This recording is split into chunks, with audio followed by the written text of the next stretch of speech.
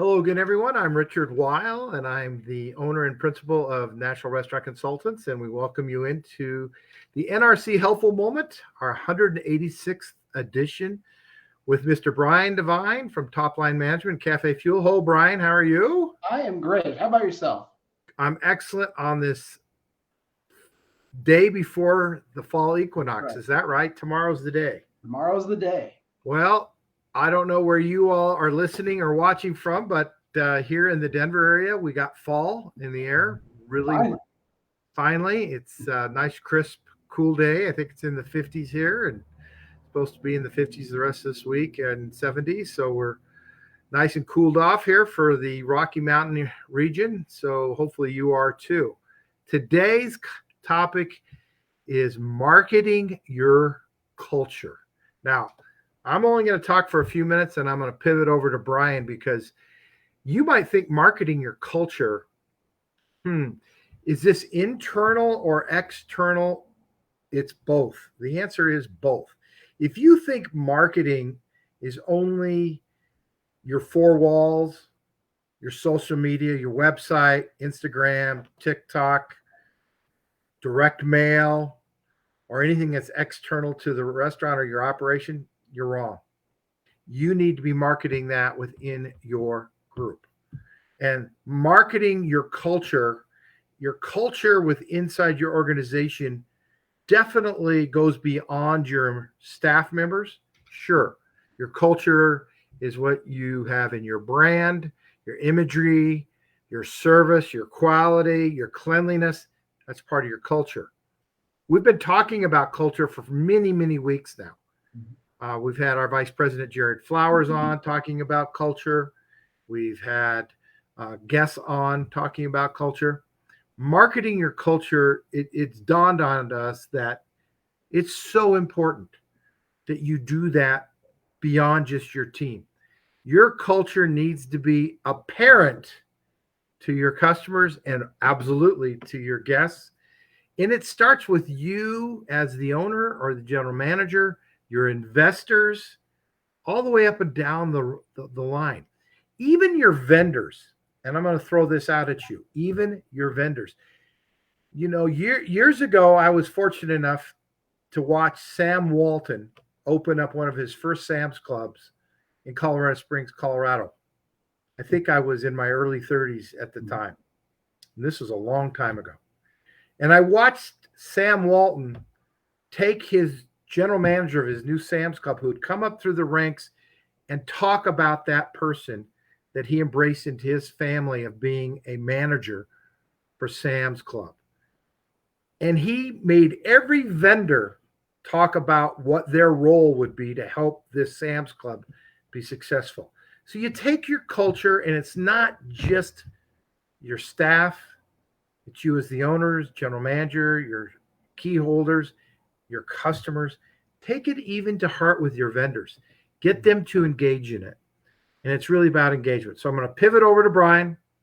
All right. I know he's got plenty to talk about here. So Brian. Well, thank you, Richard. And yeah, this is one of those topics that I think it's not talked about enough. And because everything, on the culture side, it needs to be pervasive everywhere, not just like with the team or not like in just one area. So if you're the owner and part of your culture is to, that it's a fun environment and that you have fun and you're no fun, it's going to be tough, right? So if you're having a bad day, maybe, don't spend so much time with everybody else, because it affects everything. So that the culture, the energy around your restaurant, it affects everyone. And like Richard said, your vendors, when they're in it, and again, depending on what the culture is, if they're not feeling it, then it's probably not going to be spread anywhere else. And then I also want you thinking about how your culture affects your language, how your culture affects your voice, because that is key to your marketing when you're talking about your outbound, when you're doing your outreach.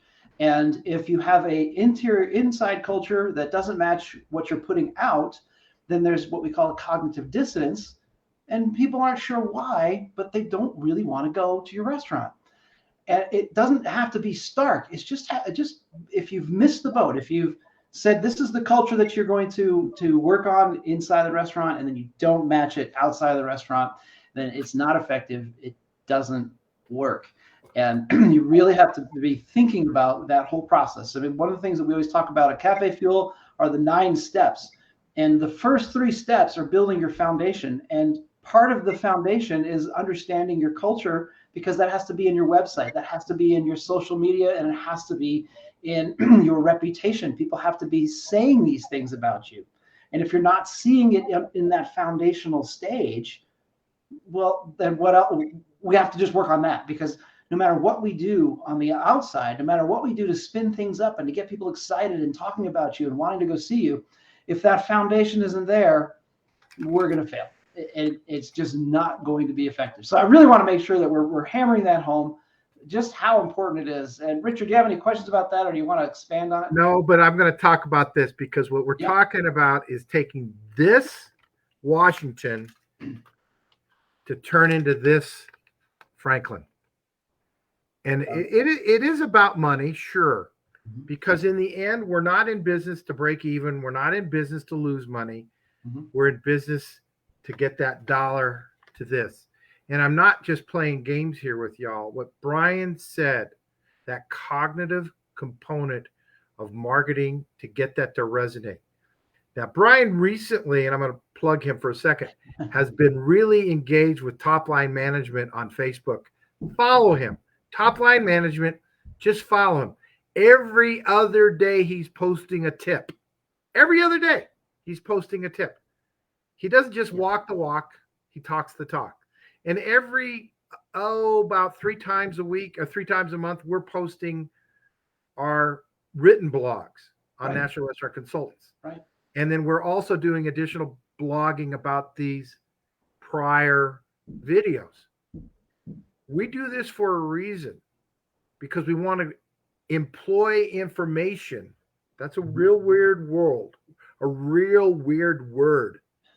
Employ information for you, for our clients and people who are just wanting to learn more. So the NRC Helpful Moment, 186 times. It's about what can we do to be resourceful and helpful. I think this marketing your culture is so paramount. And that's what we have for today. Anything else, Brian? No, I think that covers it. Thanks so much. All right. Take care, everyone. Bye for now. Bye for now.